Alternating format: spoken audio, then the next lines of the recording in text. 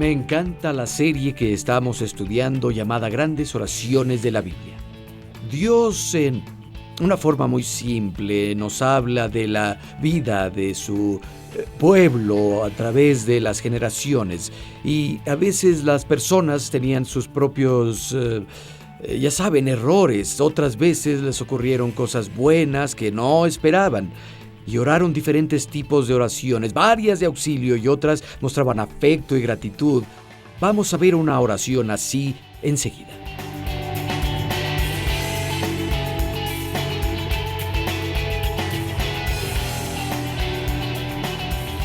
Por lo que hizo, Segunda de Samuel.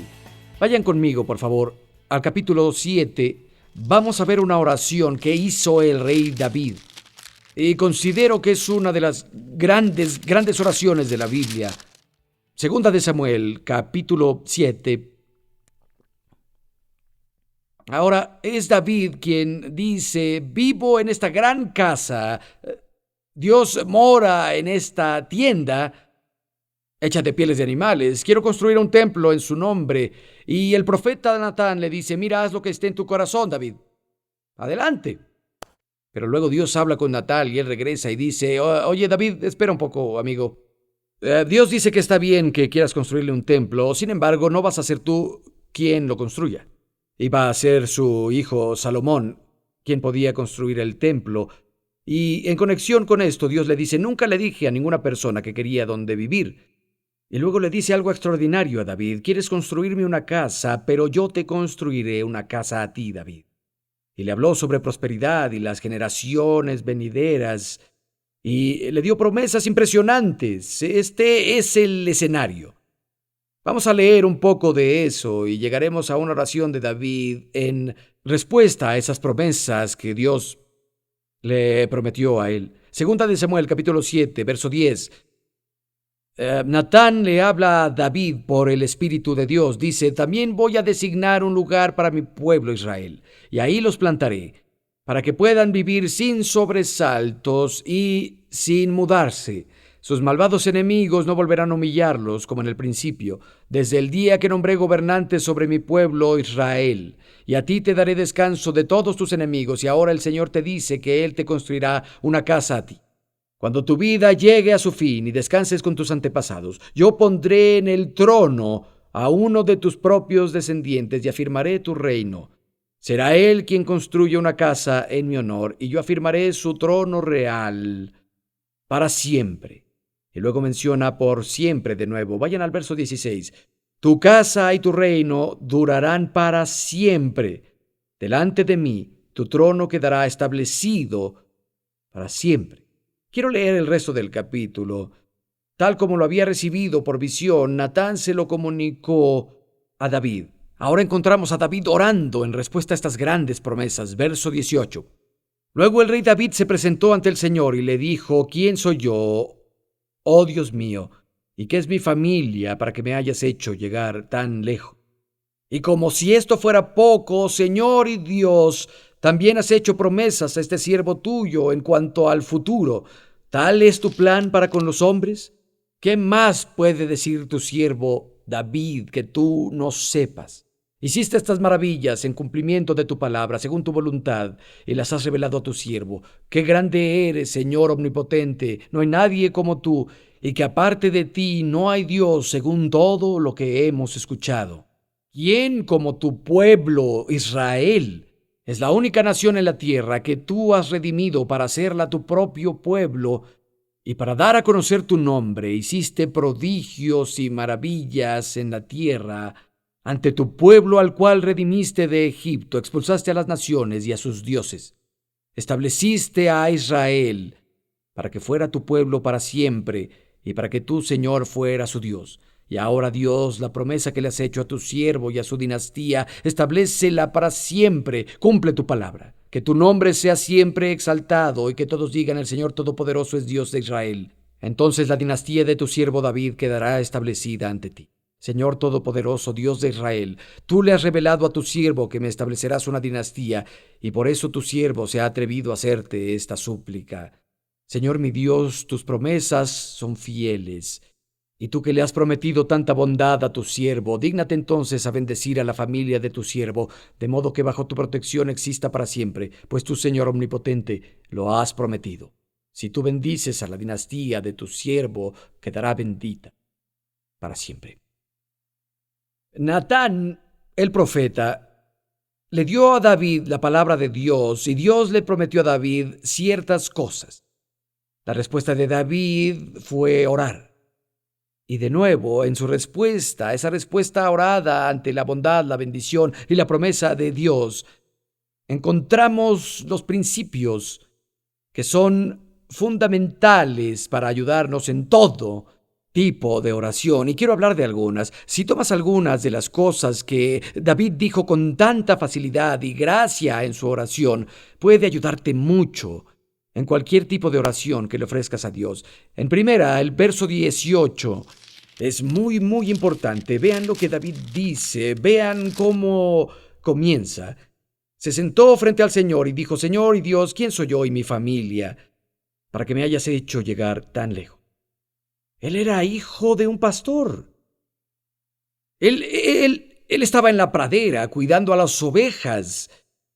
Y Dios lo levantó de ahí, lo puso en el trono. Él era el último de los hijos de su padre. David no había olvidado de dónde lo había sacado Dios. ¿Quién soy yo y mi casa? David comienza con humildad. Es una actitud esencial, absoluta, para orar. No hay lugar para la arrogancia en la oración privada o pública. En Santiago 4:6 dice que Dios resiste al orgulloso, pero da gracia al humilde. David entra a su tiempo de oración y diálogo con Dios para hablarle con humildad. Habla de cuán grande es Dios y lo pequeño que es David, y lo asombra la bondad y la generosidad de Dios en su vida. Y vean en el verso 21, dice: por tu palabra y según tu voluntad has hecho estas maravillas y las revelaste a tu siervo. Según tu voluntad has hecho estas cosas, las que dijiste.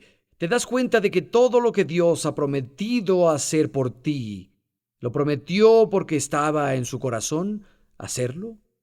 Lo prometió porque era su voluntad. Lo que Dios haya prometido hacer es una expresión de su corazón, es una expresión de su voluntad, ya sea sanidad, sea bendición, sea guía. Y escúchenme bien, la oración no supera la renuencia de Dios. Muchos sienten que si oran suficiente, si ayunan días y días, si molestan a Dios lo suficiente, van a superar la renuencia. La oración nunca supera la renuencia de Dios. No es convencerlo a hacer algo que no quiere hacer. La oración es tomar la voluntad más alta de Dios. David dijo: Dios, me has mostrado estas cosas, las dijiste, porque estaba en tu corazón hacerlo. Es importante que entendamos eso. Debes estar persuadido de que Dios está dispuesto. Si no, nunca saldrás de su voluntad. Si no estás convencido de que Dios está dispuesto, uno de los pilares fundamentales de la fe falta. Y tu oración no se elevará más allá de tu nariz. Debes creer que es capaz, que Dios está dispuesto. Ambas cosas son necesarias para que la fe opere. Creer que Dios es capaz, pero no se necesita mucho para creerlo. Es Dios, puede hacer lo que sea, ¿no? Cualquiera en la calle te dirá que Dios puede hacerlo todo, pero debes creer que Dios está dispuesto. El hecho de que haya prometido lo que sea que prometiera es prueba de su voluntad. Algunos dicen: no sé si Dios quiere sanarme, no sé si Dios quiere ayudarme, no sé si Dios quiere respondernos. ¿Qué dice su promesa? Eso está claro. Punto. Pero conozco a una persona con esta experiencia. Nunca eleves la experiencia de alguien sobre la palabra de Dios. Nunca lo hagas. ¿Recuerdan cuando los discípulos fueron con un chico que tenía contracciones epilépticas y había un espíritu malvado, en este caso en particular, y lo lanzaba al fuego y lo lanzaba al agua, y los discípulos intentaron liberarlo y no pudieron? Jesús estaba en la montaña, en la transfiguración, mientras tanto bajó y el chico se acercó y dijo: Señor, fui con tus discípulos y no pudieron liberarme, si puedes hacerlo, ayúdame. Y Jesús redarguyó a sus discípulos por incredulidad y echó al espíritu del chico y lo liberó. Si nos basamos en la experiencia, diríamos: mira, los apóstoles del Señor Jesucristo oraron por el muchacho y no lo sacaron. Prueba que no era la voluntad de Dios que el muchacho fuera libre. No es así. Jesús probó y demostró la voluntad de Dios, que el muchacho fuera libre. Y los discípulos luego dijeron: Señor, ¿por qué fallamos? Y él dijo: el tipo solo sale con oración y ayuno. No se prepararon. Lo único que prueba es que no estaban preparados espiritualmente para lidiar con el problema. Si nos basamos en la experiencia, si tienes a los apóstoles del Señor Jesucristo orando por ti, imponiéndote manos, uno de los 12 primeros apóstoles, y no pasa nada, no debe ser la voluntad de Dios. No, Jesús probó la voluntad. Su falla no probó nada. Escucha, ninguno de nosotros somos superhéroes, ¿verdad? Pero yo me esfuerzo. Por ejemplo, conozco el potencial que existe en la promesa y elevo mi experiencia al nivel de la promesa de Dios. No voy a bajar mi teología al nivel de mi experiencia. Porque la palabra de Dios es real. Tal vez no lo vea todo, no lo entienda todo. Estoy en una jornada, estoy creciendo, no soy perfecto. Si entro a mi auto y el radio no funciona, no voy a ir a casa a escribir una carta a la estación de radio: su señal está fallando. Voy a llevar el estéreo a que lo revisen. Porque el problema no es el transmisor, es el receptor. Estoy hablando a algunos receptores aquí esta noche, ¿entienden? Genial. No lo tenía planeado, pero ayuda. Dios dio su palabra porque era de acuerdo a su corazón. Tengo que confesarles que ha habido algunas veces, especialmente cuando los niños eran pequeños, donde les hice promesas a mis hijos que no quería hacer. Llevarlos a algún lugar o hacer algo por ellos que era inconveniente para mí. O sabía que cuando querían ir a ese lugar o hacer algo, yo iba a estar cansado porque debía predicar 7 veces el fin de semana. Y a veces había renuencia, pero decía: está bien, lo haré, y siempre les cumplí. Aunque estuviera renuente, pero nunca encontrarás renuencia en Dios. Bueno, no quiero ayudarla, pero bueno, está bien. Dios nunca ha hecho una promesa renuente. Todas sus promesas son expresiones del más alto deseo de su corazón. La Biblia está llena de promesas, amigo, porque es su más alta voluntad, está en su corazón. No tenemos que superar su renuencia. Debemos tomar su voluntad. Ahora el siguiente par de versos 22 al 24, alaba a Dios y recuerda hechos pasados de Dios. Y vamos al verso 25. Vean lo que David dice: Señor Dios, la promesa que hablaste a tu siervo y a su dinastía, reafírmala para siempre. Cumple lo que dijiste. Bueno, Dios, hazlo, establécelo. ¿Sabes qué? Cuando oramos, Dios, sánala o cubre su necesidad. No es arrogancia. Aunque hay personas que dicen que sí. Recuerda David que llegó con un espíritu de humildad y dijo: Dios, ¿quién soy yo? Y todo lo que dijo después salió de ese espíritu de humildad. Y vemos que aquí dice: Dios, lo que dijiste, hazlo, establécelo, haz que pase. No tenía el menor tinte de arrogancia ahí. Y las palabras son lo que son. Dios, lo dijiste, hazlo. Establécelo. Haz que pase. Cumple tu palabra ahora. Haz que se haga. Te pido que eso pase. Verás, la palabra de Dios, las promesas de Dios deben ser recibidas deben ser tomadas por fe. Hebreos 11:33 nos enseña que las promesas de Dios se obtienen por fe. La fe es la mano que toma y sujeta lo que Dios te ofrece por gracia. Estaba leyendo ayer sobre Sutter's Mill. Cuando los niños eran pequeños, sus maestros los llevaban de paseo y yo lo hice con los tres, era chaperón. Íbamos al norte, dormíamos allá y luego pasábamos toda la tarde en Sutter's Mill. Allí es donde se descubrió el oro, lo que comenzó la fiebre del oro en California y cambió la historia, especialmente aquí en la costa oeste de nuestro país. Había un hombre llamado James Marshall, quien fue el primero que descubrió oro. Iba a construir un molino de Sutter y él lo administraría, pero nunca lo construyó porque encontró oro y eso se supo y el resto es historia. En 1848 descubrieron oro. ¿Saben qué? James Marshall, el hombre que descubrió el oro en California, murió pobre, siendo un pordiosero. Nunca hizo un reclamo. Y otras personas justo donde él descubrió el oro se volvieron muy ricas. Entiendan el lenguaje que intento usar aquí. Necesitas reclamar lo tuyo. Necesitas tomar lo que Dios ha dicho. Es lo que David hizo. De nuevo, con un gran espíritu de humildad. Dios, dijiste esto, te pido que lo hagas. Establécelo. Tomó lo que Dios había dicho y me pregunto cuántas de las promesas de Dios siguen pendientes porque nadie las pide, nadie toma la promesa y dice, esto es mío, Señor, haz que pase. Sé que si el Señor quiere hacerlo, lo hará.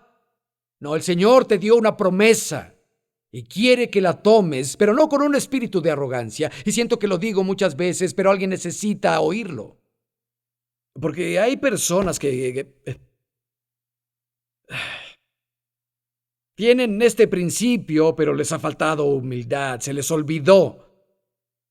Y es como un olor nocivo en la nariz espiritual de todo, y todos lo saben. Y de alguna forma ellos no lo saben. Es como el chico que tiene mal aliento en la fiesta. Todos lo saben, menos él.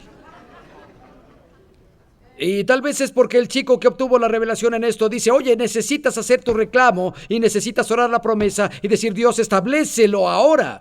Pero nunca llegan a la primera parte y dicen, ¿no notas la actitud de este tipo y cómo está su corazón? Pero juzgamos todo sin darnos cuenta de que tal vez él o ella tienen una parte importante. ¿Me entienden?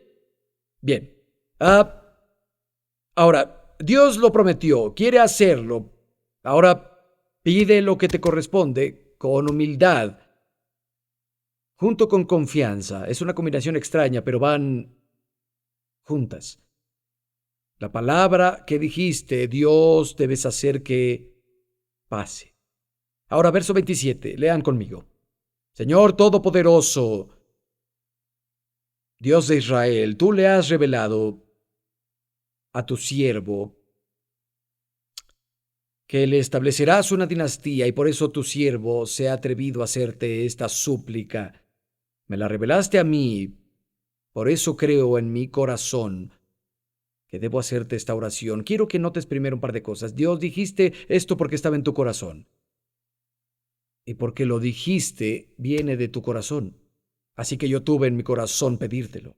La oración está en conexión a dos corazones. Es la conexión del corazón de Dios con tu corazón. La oración no solo dice cosas de tu cabeza. La oración es una conexión del corazón. Si Dios no ha prometido algo, te será difícil orar con fe desde tu corazón. Si no viene de su corazón, no va a encontrar lugar en tu corazón. Y David también dice, hice más que escuchar tu palabra y escuchar tu promesa con mis oídos físicos. Dios se me reveló a mí, tú me lo revelaste a mí. Por eso tengo en mi corazón pedírtelo. Y creo que las promesas deben ser reales en nuestro corazón antes de pedirlas efectivamente. Es cuando la palabra de Dios se vuelve una palabra de Dios para ti. Es cuando las promesas se vuelven personales, tuyas, y las encuentras en tu corazón y oras con tu corazón. Recuerdo que había un caballero de la iglesia hace años y él y yo tuvimos discusiones sobre la sanidad y le dije, sabes, Dios sana hoy y esas promesas son para hoy. Y dijo, no sé, no sé. Le dije, estudia. Le di un montón de referencias para revisar. Él era un chico de computadoras antes de que estuvieran de moda. Entonces no había internet, no había laptops. De hecho, tenía un teléfono celular así de grande y funcionaba en una manzana de la ciudad de Los Ángeles. Tenía una gran antena, le costó $15,000. Pero no lo vi en un par de semanas y luego un día tocó a la puerta de mi oficina y entró con una computadora y era enorme, una computadora gigante y rollos de papel. Abrió la puerta y entró así con una pila de papel de computadora que iba saliendo y se doblaba, algo así. Entonces la puso sobre mi escritorio y dijo, es verdad, es verdad, es verdad. Yo le dije, ¿qué? La sanidad y las promesas son verdad. Dije, ¿qué son esos papeles? Dijo, imprimí todos los versos de la Biblia que tienen que ver con la sanidad, con la enfermedad, con las afecciones y con los milagros, y los he leído cada uno de ellos y pensé sobre ellos y es verdad, pastor, es verdad. Mire esto. Hizo así y había papel por toda mi oficina como un acordeón. Tuve que sonreírle porque me di cuenta de que este chico había tenido una revelación. Algo pasó en su corazón y las cosas que pasan en tu corazón están listas para tomarla. Una promesa debe estar en tu corazón antes de que puedas pedir. Ahora, vayan al verso 28, ya casi terminamos. Dijo, Señor, mi Dios, tú eres Dios y tus promesas son ciertas. Tú le has prometido tanta bondad a tu siervo. Ahora ya oró, ya confirmó y confesó la veracidad de la palabra de Dios. Dios, tus palabras son ciertas. Es mejor decir eso que comenzar a hablar con dudas. David tiene un asunto, tiene en su corazón las promesas de Dios. Dios lo dijiste, está en tu corazón, esta es tu voluntad, ya lo pedí, hazlo, establécelo. Terminó diciendo, Dios, tu palabra es cierta. Algunas personas, después de orar, hablan sobre dudas e invalidan todo lo que pidieron. No sé si esto va a pasar o no. No te digo que temas decir algo negativo, no estoy diciendo eso. De hecho, debe haber un tiempo para investigar y cuestionar. Las únicas personas que no cuestionan son personas que han sido adoctrinadas. A Dios le gusta que las personas piensen. A Dios le gusta que las personas cuestionen. Es normal que haya un tiempo de cuestionamiento y búsqueda, pero cuando encontraste la palabra y estás convencido y oras con tu corazón, amigo, eso es todo. A partir de ahí tienes que actuar con fe, hablar con fe y pensar con fe. Deja que tus labios y tu corazón se queden en la línea con la promesa de Dios y no hables de lo contrario. Me gusta lo que David hizo. Ora y luego dice, Dios, tu palabra es cierta, es verdad, es verdad. No sé si esto va a pasar o no. Conozco a alguien más que oró así y no pasó nada en su vida. Verso 29.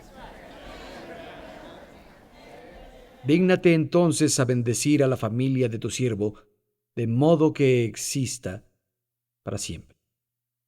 Y lo menciona de nuevo al final del verso, para siempre. También es una gran oración, porque comprende más que los descendientes físicos de David. Fue profético. Muchas veces cuando Dios le hacía sus promesas a David, decía, esto va a ser para siempre. Esto es sobre tu reino y tu familia, para siempre, David. Y David comienza a orar diciendo para siempre. Tal vez ni siquiera entendía del todo lo que hacía. Y quiero que vean conmigo para cerrar. Está en Lucas capítulo 1. Queremos ver la naturaleza profética de su oración. Lucas capítulo 1, verso 30. Encontramos que el ángel Gabriel habla a María, la joven virgen. Y dice, el ángel le dijo, no tengas miedo, María, Dios te ha concedido su favor. Quedarás encinta y darás a luz un hijo, y le pondrás por nombre Jesús. Él será grande y lo llamarán Hijo del Altísimo. Dios el Señor le dará el trono de su padre David y reinará sobre el pueblo de Jacob para siempre. Su reinado no tendrá fin. Jesucristo es el cumplimiento máximo de la promesa que Dios le hizo a David. Y cuando David comenzó a decir: Dios, hazlo, y bendice mi casa para siempre, como dijiste, establécelo para siempre, el corazón de David lo buscó y se topó con algo más grande de lo que creía. Hay una profecía que se establece en ese momento. Y creo que a veces cuando oramos no nos damos cuenta, pero tocamos algo que es mucho más grande que nosotros.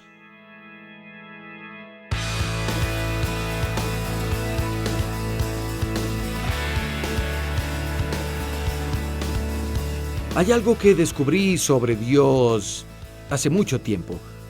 Él nunca desperdicia, pero a veces es extremadamente extravagante. Es posible, de hecho creo que Dios arregla todo lo que estoy haciendo ahora con tantas personas aquí filmando, las cámaras en acción. Y hay muchas personas trabajando detrás de escena para llevarte esta transmisión. Dios hará todo esto solo para tocar tu corazón, solo para animarte, solo para que sepas que te conoce. Sí, eso es extravagante, pero así es Dios. Eres así de valioso para Él. Espero que llegues a entender el precio que Él pagó para redimirte. La sangre de su único Hijo Jesucristo, a quien resucitó al tercer día. Búscalo. No te arrepentirás. Hasta la próxima.